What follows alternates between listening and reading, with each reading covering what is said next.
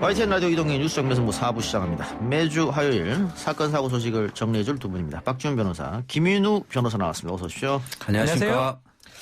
앞서 인터뷰 코너에서도 다뤄봤는데요. 신종 코로나 바이러스에 대한 공포가 커지고 있습니다. 청와대 국민청원 사이트에는 중국인 입국 금지 청원이 올라왔고 입국 금지를 요청하는 목소리가 커지고 있는데 두 분 생각 어떻습니까? 이건 사실은 초법적인 부분이에요. 그러면 그러니까 누구를 못 오게 북한은 지금 하고 있죠. 예. 국경을 막아버렸거든요. 예. 사실은 뭐 좀 이따 얘기도 하겠지만 국제 보건 규칙에 맞지도 않을 뿐더러 과학적으로 뭐 검증이 좀 안 됐다고 아직 봐야 되거든요. 특히 중국에서는 뭐 잠복기에도 뭐 된다 이런 얘기 하고 있는데 이걸 막는다고 될 부분도 아니기 때문에 전체적으로 금지하는 거는 사실은 불가능하다. 해서도 안 되고. 뭐 북한은 가능하죠. 북한은. 그러니까 북한은 가능하죠. 문 닫아보면 그만이니까요. 무역 양도 그렇게 크지 않고 그리고 북한은 사실은 한번 이 뚫리게 되면은 이 보건 상태, 위생 상태가 좋지 않기 때문에 정말 크게 위험이 발생하니까 그렇죠. 우리하고는 다른 상황인데 김 변은 어떻게 보십니까? 네, 저도 지금 중국 출장 갈 일이 있는데 지금 못 가게 돼가지고 아주 안타깝고요. 이 우리나라 법상으로는 일단 출입국에 관한 규정이 있거든요. 그래서 거기에서는 질병이 있을 경우에 물론 입국 금지를 할 수 있습니다. 그렇긴 한데 법무부 장관이 출입국을 금지할 수 있는데 그렇다 하더라도 이건 사람에 대해서 그런 사유가 있는지 없는지를 따져서 해야지 그냥 무조건 어느 국적만 가지고는 할 수 없어서 그건 초법적인 조치라서 좀 어려울 것 같습니다. 예. 아까 세계보건기구 얘기도 했습니다만 세계보건기구에도 나름 규정이 있죠. 그렇죠. 지금 국제보건규칙이라고 그럽니다. IHR이라고 그러는데 이게 질병 확산을 통제하더라도 불필요하게 국가 간의 이동을 못하게 그건 안 되게 돼 있거든요. 과학적으로 증명이 돼야 됩니다. 예전에 에볼라 때로 제가 기억하고 있는데 호주 같은 경우를 막았거든요. 근데 결국은 그게 위법이 돼서 결국 열어주는 상황이 됐기 때문에 이 초법적으로 하긴 좀 어렵다 생각이 듭니다. 아까 뭐 박연미 경제평론가하고도 함께 얘기했습니다만 글로벌 스탠다드라는 게 있는데 그걸 우리가 깨게 되면 국제사회의 신뢰도의 문제도 있잖아요. 마찬가지로 중국과 교역이 끊어질 수도 있어요. 잘못되면요. 그런 것들도 법 어겨가면서 효과도 미비한데 중국하고 외교적 부분도 생길 수 있기 때문에 중국이 이상한 선례를 만들 것까지는 없는 것 같습니다. 중국이 경제보복 같은 것도 할 수 있다. 해도 할 말이 없는 거죠. 알겠습니다. 뭐 청와대도 중국인 입국 금지를 논의하지 않고는 있다고 하니까 현실성은 좀 없는 이야기인 것 같고요. 그런데 코로나 바이러스에 대한 공포심이 확산되면서 가짜 뉴스, 괴담도 확산되고 있다고요. 어떤 가짜 뉴스들이 있나요? 지금 너무 많이 올라와 있습니다. 이게 뭐 푹 쓰러졌다 이렇게 지하철역에서. 우리나라에서요? 뭐 그런 서울의 한 지하철역에서 푹 쓰러졌다 중국인이. 그리고 중국 무슨 국기를 뭐 들고 있다 뭐 여러 가지 SNS 통해서 이런 루머들이 돌고 있는데 대부분 확인이 안 되는 얘기고요. 또 쓰러졌다 하더라도 그게 우한폐렴이 아니고 다른 걸로 했다고 지금 확인이 되고 있고 지금 이 신종 코로나 바이러스 관련해서 하는 얘기들은 대다수 가짜 뉴스라고 보면 될 것 같습니다. 오늘만 해도 뭐 수원의 한 고등학생이 5번째 확진자로 그 거짓말. 그건 거짓말이죠. 그리고 국내 3번째 확진자가 그 일산의 한 대형 마트를 방문했다. 그것도 거짓 뉴스로 확인됐고. 이렇게 거짓 뉴스가 올라온 이유가 뭘까요? 관심인 것 같아요. 이걸 글을 쓰면 다들 지금 긴장된 상황이거든요. 그러다 보니까 관심을 갖고 있는데 자기가 썼던 글로 인해서 더 관심을 받는 어떤 그런 것 때문에 더 좀 과장해서 쓰고 또 우리 소위 말하는 퍼나르기 아니면 익명 게시판에 올리고 뭐 이렇게 반복되는 게 아닌가. 어느 정도 퍼지면 이게 진짜로 지금 의심받고 있는 그런 상황으로 보입니다.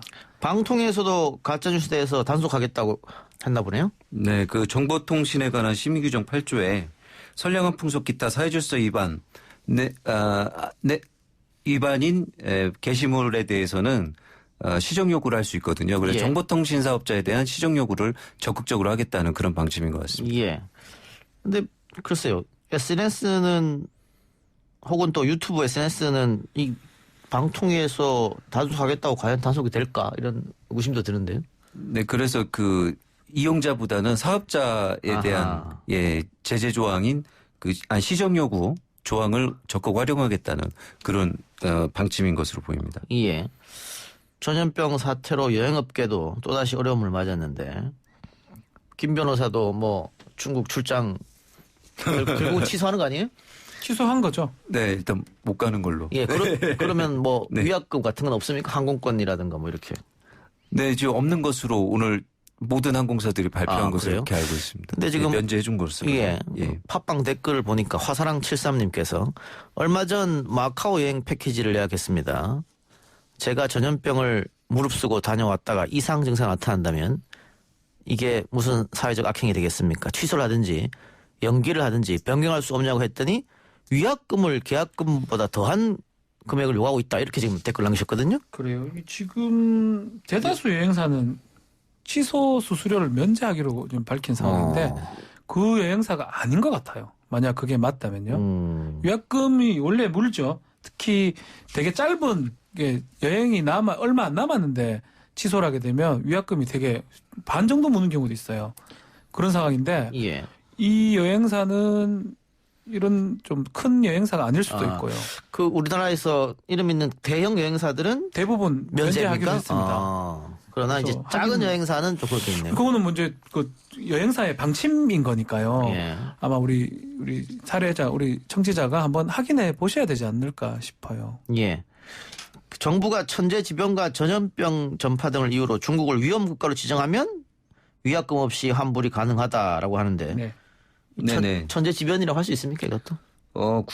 천재지변이 아니더라도 국가에서 여행 제한을 하면 환불 지침이 아니라 그 지금 말씀하신 대로 환불 수수료 면제를 예. 해주게끔 그렇게 되어 있습니다. 예.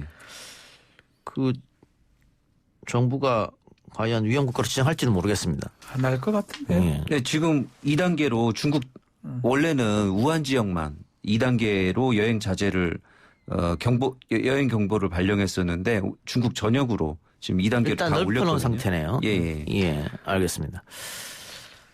다른 이야기 한번 해보죠. 그 전에 팟빵의 하나비님께서 일산에서 95번 버스 탔는데 기사님이 YTN 라디오 틀어놓으셨습니다. 95번 기사님 고맙습니다. 자, 감사합니다. 날치기 기소 논란이죠. 최강욱 사건. 네. 단독 재판부에 배당했다. 이건 어떤 의미입니까? 그러니까 합의부 사건이 아니다는 거예요. 합의부는 뭐냐면 일정 징역이 가능한 일정형 이상의 관할이 되는 그런 사건을 말하는 건데 뭐 벌금도 가능하고 그 형이 약하다고 한 명의 판사가 판단할 수 있는 사건이다. 이렇게 판단한 걸 보입니다. 업무 방해죄니까. 뭐 혐의 자체가 업무 방해죄니까. 공범. 그러면은 뭐 많이 나와야 벌금형이다 이렇게 보면 됩니까? 뭐 단언하기는 좀 어렵지만 벌금도 있고 뭐 또 징역형 5년 이하의 징역 1,500만 원의 벌금을 제가 알고 있거든요. 네, 뭐 유무죄는 나중에 가려야겠지만 이게 뭐 비서관이 초범이고, 네, 그래서 뭐 굳이 나온다 유죄라면, 네, 유죄라면 벌금일 가능성이 높은 것으로 보입니다. 예. 검찰이 최강욱 청와대 공직기강 비서관을 기소하면서 이제 법무부와 검찰이 정면으로 충돌하고 있는 모양새입니다. 감찰 이야기도 나오고 있어요. 그렇죠. 감찰권이 과연 어디에 있느냐 이 부분 같아요. 법무부에서는 지금 이른바 이성윤 패싱이라고 보는 것 같아요. 예. 왜냐하면 서울중앙지검장 허락 없이 차장검사가 지휘해서 기소를 한 거거든요. 또 한편으로는 검찰 입장에서는 윤석열 총장이 지시한 거기 때문에 이성윤이 지검장이 어겼다. 예. 이성윤을 감찰해야 되지 않느냐. 뭐 이런 얘기를 하고 있고 결국은 1차 감찰권이 검찰에 있느냐 법무부에 있느냐 이런 양상으로 지금 번지는 상황입니다. 그렇긴 한데 이제 원래 검사 동일체 원칙이 있었거든요. 근데 2004년 1월 20일 날 개정이 돼가지고 전에는 검사는 검찰 사무에 대해서 상사 명령에 복종하다 이렇게 돼 있던 거를 소속 상급자의 지휘 감독에 따른다로 변경을 했어요. 맞아요. 그러면서 검찰총장의 권한에 대해서 는 그대로 거의 조문을 뒀었는데요. 그래서 12조의 검찰총장이 지휘 감독권을 가지더라도 그게 검사를 제외한 나머지 공무원에 대해서 지휘 감독권을 갖는 것이고 검찰 사무에 관해서는 검찰총장이 일일이 그 지청장이나 검사장을 배제하고 수사에 대해서 지시를 하는 것을 금하는 내용으로 검찰청법에 한번 개정이 됐었거든요. 그래서 법무부에서는 없어진 검사 동일체 원칙을 지금 와서. 네, 지금 와서 그런 식으로 사실상 부활하는 효과가 생기기 때문에 그 부분에 대해서 지적을 하는 것으로 그렇게 저는 저는 이거는 사실 이렇게 봐야 될 것 같아요. 제 개인적 기준이기도 생각이기도 한데 사실은 법무부 장관 입장에서 보면 검찰총장이 지금 명을 위반하고 있는 거거든요. 예. 또 검찰총장 입장에서 보면 서울중앙지검장이 문제가 되고요. 서울중앙지검장 입장에서 보면 차장검사, 송경호 차장검사가 문제가 되는 그런 상황이에요. 전결했죠. 예. 그러니까 결국은 어느 기준으로 보냐에 따라서 이거는 가부가 달라질 것 같아요. 그래서 결국 규정이 중요한 게 아니고 그 본질을 좀 봐야 될 것 같아요. 과연 왜 그거를 그때 기소를 했느냐. 저 법조인들 있지만 우리 김윤호 변호사도 있지만 저는 그게 범죄가 되는지 아직까지 애매해요. 범죄가 될지도 애매하고 그걸 갖고 기소를 했는데 직접 소환 조서 없이 기소할 필요가 있느냐. 하필은 그 시점 해야 되느냐. 그 본질적인 부분을 봐야 되지 규정이 어쩌고 저쩌고 이거는 다 코에 걸면 코걸이 귀에 걸면 귀걸이거든요. 그거를 미리 보는 게 저는 더 필요하다. 저는 개인적으로 생각이 듭니다. 그러니까 지금 소환 조사 없이 기소한 게 정경심, 최강욱 두 사람이잖아요. 패스트트랙하고 3개 정도 있죠. 최근에 와서. 그런데 정경심 교수 기소할 때도 날짜가 조금 미묘했다. 9월 6일. 네. 법무부 장관 후보자 청문회 마지막 날. 네. 그리고 최강욱 비서관 같은 경우에도 그날 추미애 장관 인사가 있었으니까. 네. 왜 하필 그날 했느냐. 인사가 통보가 갔습니다. 보고 좀 개인적 생각이지만 열받아가지고 기소를 했을 가능성. 그럼 그렇다면 공권력이라는 걸 그렇게 함부로 하면 안 되는 거예요. 예. 만약에 사감이 개입돼 있다라고 하면 좀 당연히 징계 사유가 되는 거예요. 예. 사감이 개입되지 않고 어쩔 수 없이 한 거라면 어쩔 수 없겠죠. 그 부분은. 근데 추론할 수 있는 건 2월 3일 날 인사이동입니다. 아직까지 그거 있어요. 저 사람들. 예. 차장검사들. 예. 2월 3일이면 다음 주에 가는데 지금이라도 소환해서 할 수도 있는데 하필이면 그 시점 인사 발표 나는 23일 날 아침 직전에 30분 전에 기소를 했던 것. 그거를 이제 봐야 되겠죠. 어쨌든 법무부나 검찰청이나 다른 규정을 갖기 들면서 우리가 옳다라고 하는 상황이잖아요. 제 말이 그 말인 거죠. 법무부가 만약 실제로 감찰에 들어간다 그러면은 그 검찰청에서 당연히 또 발끈하겠네요. 반발할 거고요. 알겠습니다. 이것도 뭐 어떻게든지 시간을 두고 좀 지켜봐야 될 것 같습니다. 본질을 이제 파악을 해야 될 것 같아요. 뭐 법무부든 검찰이든 검찰이 떳떳하면 어떻게 소환 조치를 했고 정말 소환을 제대로 했는데도 최강욱 비서관이 완전 완강히 거부하는 바람에 영장 하나 못 치고 빨리 했었어야 될 그런 사정들이 좀 소명이 돼야 되겠죠. 그게 안 되는데 만약 한다면 사감이 있는 공권력의 행사라고 볼 수밖에 없겠죠. 예. 청와대 선거 개입 의혹 수사에 참여했던 부장검사가 좌천성 인사에 반발해서 사표를 썼다. 오늘 한 언론 보도의 내용이던데요. 네. 네, 지금 이 선거 개입 의혹 수사가 여러 명이 지금 하고 있어요. 부장검사들. 그 중에 몇은 남겨져 있는데 대다수 부장검사가 지방이나 다른 데로 인사 이동이 됐습니다. 그 이동됐던 검사가 부장검사죠. 그 부장검사가 좀 반발해서 이제 나가겠다, 옷을 벗겠다라고 밝힌 상황이고. 김남주 서울중앙지검 공공수사 3부장인데. 공공수사 3부장. 예. 그런데 이 선거 관련한 수사는 공공수사 2부에서 하지 않습니까? 네. 그리고 2부 부장은 유임된 걸로 알고 있는데. 근데 수사 3부장이 왜 좌천 인사하고 사표를 냅니까? 뭐 100% 떨어지는 건 아니지만. 네. 뭐 본인도 요거 사건을 수사를 하고 있는 건 아닌데 다른 사건도 좀 있고 지방으로 좀 전보된 걸로 알고 있거든요. 그런 부분에서 반발한 것으로 보입니다. 아니 그러니까 그러면 뭐 좌천성 인사니까 사표 쓸 수 있죠. 있는데 선거 개입 의혹 수사 부장검사를 좌천성 인사에 첫 사표를 냈다 이렇게 연합 동아일보에서 썼기 때문에 오류 아닌가 싶어요. 그 부분은. 그래서 수사에 참여했는지는 좀 불분명한 것 같습니다. 그래서 제가 한번 여쭤본 겁니다. 제가 알고 있는 공공수사 2부에서 사건을 맡고 있는데. 공공수사 1, 2, 3부에서 비슷한 수사를 하다 보니까 뭐 참여했는지 안 했는지 그건 모르지만 일단은 주무부서는 아니에요. 주무부장은 아니거든요. 뭐 이거에 반발한 건지 아니면 지방에 전보 발령 받은 반발한 건지 그건 알 수가 없습니다. 법무부와 검찰의 갈등 언제까지 계속될까요? 어떻게 보세요? 이번 인사가 끝나고 나야 이제 좀 알 수 있을 것 같은데 그래도 뭐 이번 총선 때까지는 계속 갈등이 있지 않을까 뭐 이런 생각이 듭니다. 갈등은 예정된 거라고 봐야 될 것 같아요. 예. 왜냐하면 7월 달에 이제 검경 수사권 조정하고 모든 게 바뀝니다. 공수처 공수가 관련해서. 생기고. 예. 그 관련해서 검찰은 끝까지 어떻게 보면 놓기 싫을 거고 또 법무부 입장에서는 검찰 행정을 감독하는 곳이에요. 예. 그 공수처나 아니면 검경수사권 조정에 맞게 만들어야 되거든요. 그 과정이 전 7월까지 계속 될 것이다. 그렇지만 예정은 돼 있어요. 그게 검찰이 이렇게 막 한다 하더라도 입법적인 게 문제가 다 해결됐기 때문에 그냥 반발일 뿐이다. 반발한다 하더라도 달라질 건 별로 없다. 그렇게 생각이 듭니다. 예, 다른 사건으로 넘어가죠. 이부진 호텔 신라 사장과 이무재 전 삼성 전기 고문의 이혼 소송이 끝이 났는데 이게 시간이 5년 이상 걸렸네요. 원래 이렇게 이혼 소송이 오래 걸립니까? 아니죠. 이게 2014년도 10월 달 이혼 조정 신청을 하면서 시작됐기 때문에 5년도 더 걸렸습니다. 예, 그렇네요. 5년 뭐 네, 10개월? 이게 관할권 문제하고 싸움도 있었고 관할권. 기피 신청하고 요 두 가지가 인용이 되면서 네. 기피 신청 뭐 재판부 기피 신청입니까? 네, 재판부에 대해서 처음에 이제 2심에 넘어갔을 때 처음에 맡으신 분이 민유숙 부장님이었는데 네. 그분이 대법관이 되시는 과정에서 이제 상당히 미뤄지다가 그 강 부장님 그 뭐죠 장춘기 사장님한테 문자 보내셨던 예. 그분이 되면서 기피 신청을 냈는데 그게 거의 예외적으로 이례적으로 인용이 됐습니다. 그러니까 장충기 삼성 사장한테 연관성이 있다. 문자를 이렇게 주고받았는데 재판을 제대로 하겠느냐 받겠다. 뭐 이거죠. 예. 예, 그리고 그 예. 재판부에서 받아들였고. 예. 그래서 사실 기피 신청을 내면 바로 재판이 중단되기 때문에 그 기간 동안 재판이 계속 중단돼 있어서 굉장히 그 판단하는 기간 내내 이제 또 예.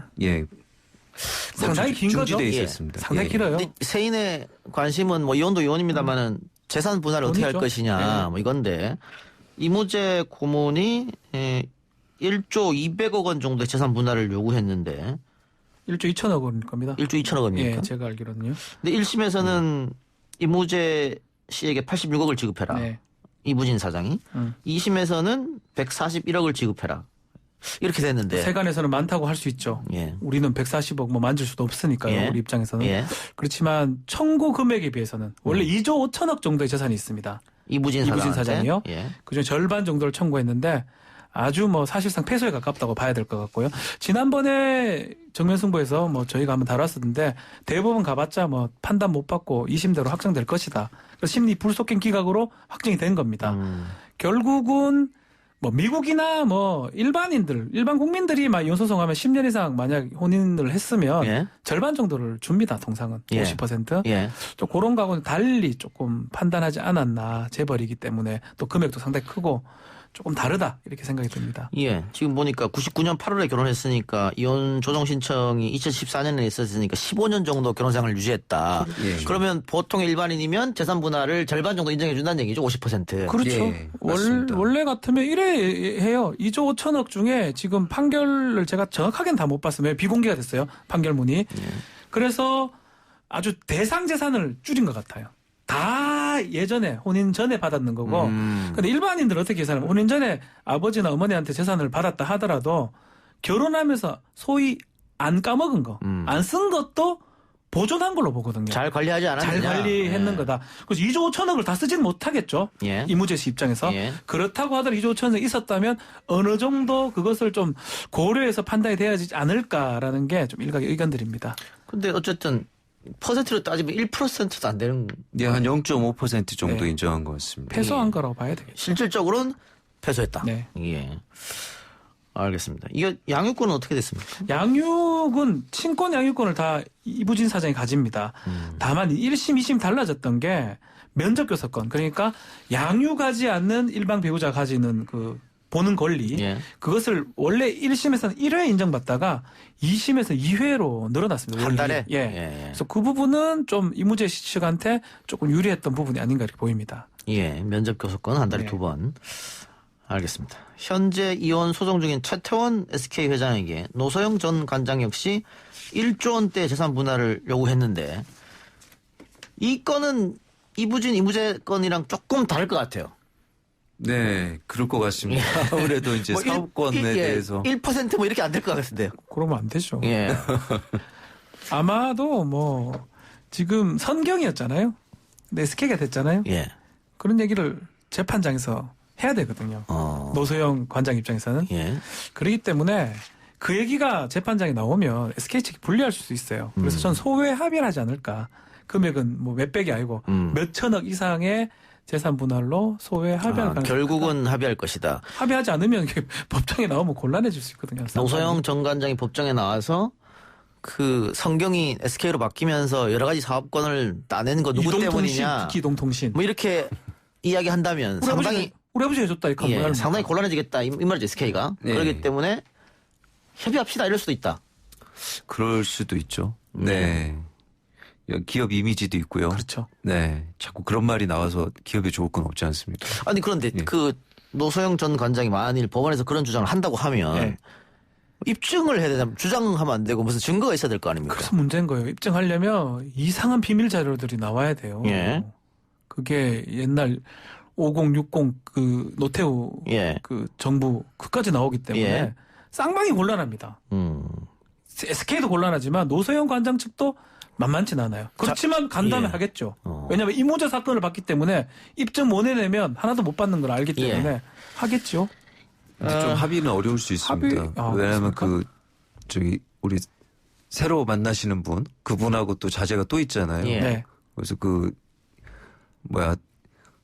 2세들 사이의 경영권이나 지분 관계가 문제가 돼서 엄마들이 양보를 못하는 그럴 수도 있겠네요. 네, 그런 상황이 더 복잡한 상황으로 가네요. 그러니까 네. 그 사실 성경이 당시에 정말 거대 국영기업인 유공을 인수했는데 예. 새우가 고래를 먹었다. 말도 안 된다 그랬죠. 예, 많은 지적이 있었지 않습니까? 그리고 나중에 또 제2이동통신까지 했기 때문에 과연 이게 누구의 힘이었냐? 관련 증언도 뭐 있기 때문에 이런 이야기들이 자꾸 방송이나 저희도 지금 하고 있습니다만 방송이나 재판장에 언급하면 언급할수록 SK는 불리할 수밖에 없다. 네. 기업 이미지도 있고. 뭐 이모제 쪽으로 가느냐? 우리 예전에 재벌들 많아요. 뭐 이재용하고 저 대상의 저 이름 임세령 씨. 임세령 씨. 예. 이게 몰라요. 그냥 비공개해서 소외 합의해서 이혼이 성립됐거든요. 재산 분할 액수를 알 수가 없습니다. 우리가 아마 그런 식으로 전개될 가능성이 크다. 이모제 같은 경우는 어쩌면 평범한 회사원이었잖아요. 예. 그래서 뭐 그렇게 할 수 있는 그게 좀 안 됐지 않을까 저는 생각도 좀 들고요. 이거는 뭐 이무재 씨를 뭐 어떻게 생각한 게 아니고 그래서 재판까지 했는데 결과는 좀 안 좋았다. 이무재 씨 입장에서는 좀 다를 것 같아요. 이무재 씨 측하고는. 노소영 전 관장도 이무재 재판 이런 것들을 보면서 뭐 1조 원대 재산 분할 요구하고 같이 했죠. 똑같이. 한 거 아니겠어요? 2조로 알고 최태원 회장도 2조 2천억 정도로 제가 알고 있는데 그래서 1조를 딱 달라고 했는데 1조를 원하진 않을 거예요. 한 수천억 건대에서 아마 좀 합의가 되지 않을까 예. 생각도 들어요. 어쨌든 이무재 고문처럼 100배덕 받는 그런 재판은 결론은 안 날 것이다. 그러면 뭐 다 갖고 오죠. 정보 다 갖고 오겠죠. 비밀 자료. 예. 참겠습니까? 뭐 현대사 궁금하시는 분들은 오히려 재판에서 다 밝혔으면 좋겠다고 생각할 수도 저도 있겠네요. 궁금하긴 한데요. 예. 근데 비공개로 할 거니까 뭐 우리가 재판이. 알 수는 없을 것 같긴 해요. 알겠습니다. 이것도 뭐 세계의 이혼 재판일 수 있을 것 맞습니다. 같네요. 예. 예, 지금까지 박지훈 변호사, 김윤우 변호사였습니다. 수고하셨습니다. 감사합니다. 네, 감사합니다.